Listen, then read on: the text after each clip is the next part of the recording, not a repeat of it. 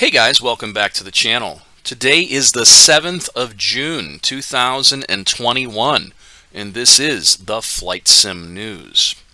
So first up today we're going to talk about update 4.602 for IL-2 Stormovik Great Battles from the guys over at 1C Game Studios.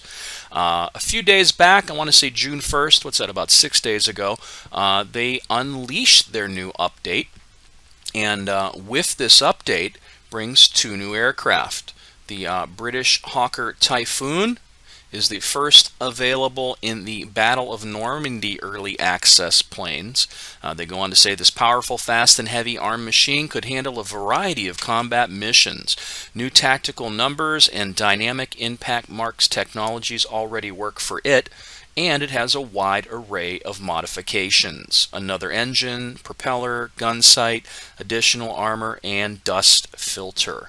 The second of the day is the late Great War German monoplane, the Fokker D7, I believe. No, 8. V-I-I-I, that's 8, I believe. Which also supports the new tactical numbers and hit marks technologies, having the same engine as the Fokker DR1 triplane, but a much better aerodynamic profile resulted in a significant boost in combat characteristics. The only wing of this airplane had unusual design for its time. It had load-carrying skin made of plywood instead of fabric. Being a late war plane, the Fokker D8 could be equipped with the Huey collimator gun sight and was armed with two 7.92mm light machine guns, 08/15 Spandau. It is now available to all owners of Flying Circus Volume 2. So if you've pre-ordered Battle of Normandy, you can jump in the Hawker Typhoon now.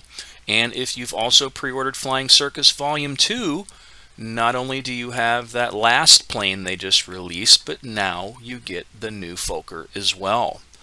They go on to talk about, moreover, there are 20 new AI-controlled objects added in this update. They were developed for Battle of Normandy. They are British in origin mostly, but there are additions to the US and Germany as well. Some of the new types in our project: radars and reinforced concrete bunkers. And there's a ton of screenshots to be had here. And then as we scroll on down, it goes on to say, in addition to that, 4.602 addresses a lot of things. Many graphical and audio effects are improved. There are several fixes for aircraft and ground vehicles AI, a significant improvement in ballistics, etc. The detailed change list is as follows.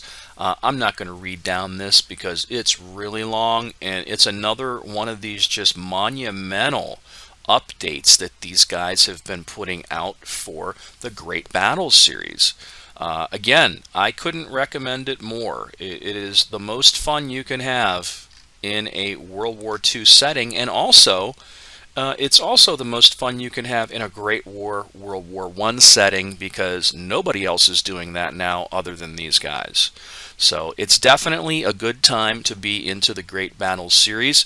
And again, if you pre-order the Battle of Normandy for the early access, you can have access to this plane and everything else they've released up until this point as the early access goes on. And that same goes for Flying Circus Volume 2. I believe there's 2 planes available at this point.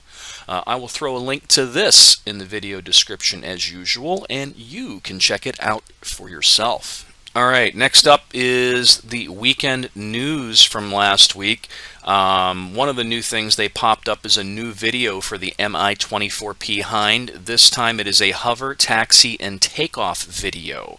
This one is about 17 minutes and 39 seconds long, and it's pretty freaking cool. I'm really dying to get my hands on this. And then, of course, in other fantastic helicopter news that we've all been waiting to hear more about, on Friday they were talking about the Apache in a few different posts. First up, the external model and cockpit are extraordinarily complex and time-consuming. An enormous amount of research and work have gone into making these as detailed and accurate as possible. Special attention has been given to the pilot crew models and animations. And then there's a link with a variety of screenshots that can be checked out. Next up, more on the Apache. Much of the avionics work focuses on the navigation system and TSD pages. This in parallel with the IHADS, PNVS, and TADS, the Area Weapon System, Rocket Management Subsystem, Longbow, Hellfire Module Missile System with the AGM-114K. And then again, there are links to those screenshots. But it is looking pretty freaking impressive. Man, this is going to be fun. It brings back memories of Jane's longbow for sure. And this is just going to be a labor of love by these guys, you know. And then they go on talking about the aircraft survivability equipment. ASE is also in development. This incorporated the radar signaling detecting set and common missile warning system, CMWS. These will be available at launch and greatly increase mission survivability. Lastly, AH-64D. The flight model is progressing nicely, and we are now developing the flight augmentation systems that include SCAS and hold modes. Modeling of the T700 GE701C EDE-CU engine and related systems is underway. I will definitely throw a link to this in the video description as usual, so you can check it out for yourself. Next up, Greg at Reflected Simulations. This guy does not sleep. Basically, he just threw this image up there 10 hours ago and says, Ride of the Valkyries intensifies. Now, a few weeks ago, he did put up a post asking people if he should create a campaign for the Huey in a Vietnam scenario set within the Mariana campaign, or the Mariana Islands map that they're coming out with. And I have a sneaking suspicion that he's actually going to go ahead and do that now, or he wouldn't have posted this. And I think that's going to be great fun. So I'll throw a link to this in the video description as usual, and you can check out this image yourself. Next up, Miltech 5 PD posted this the other day. Co-pilot pilots collective textured. This must be that BO, whatever the hell it was I was talking about a few weeks back. Their helicopter that they're creating with Razbam. And it looks like they have a pretty cool collective textured, and these are their little work-in-progress images like Razbam likes to do, their little teases. I'll throw a link to this in the video description as usual, so you can check it out for yourself. Next up is yet another post from Greg over at Reflected Simulations.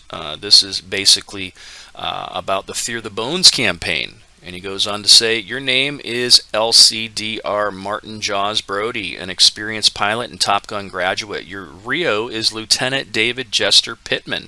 You've been flying together for a few years, and you two have become very good friends. I'm not going to say anything else. You'll learn more about your character and the others in the upcoming Fear the Bones campaign. And he posted a pretty kick-ass screenshot of the Tomcat up close and personal.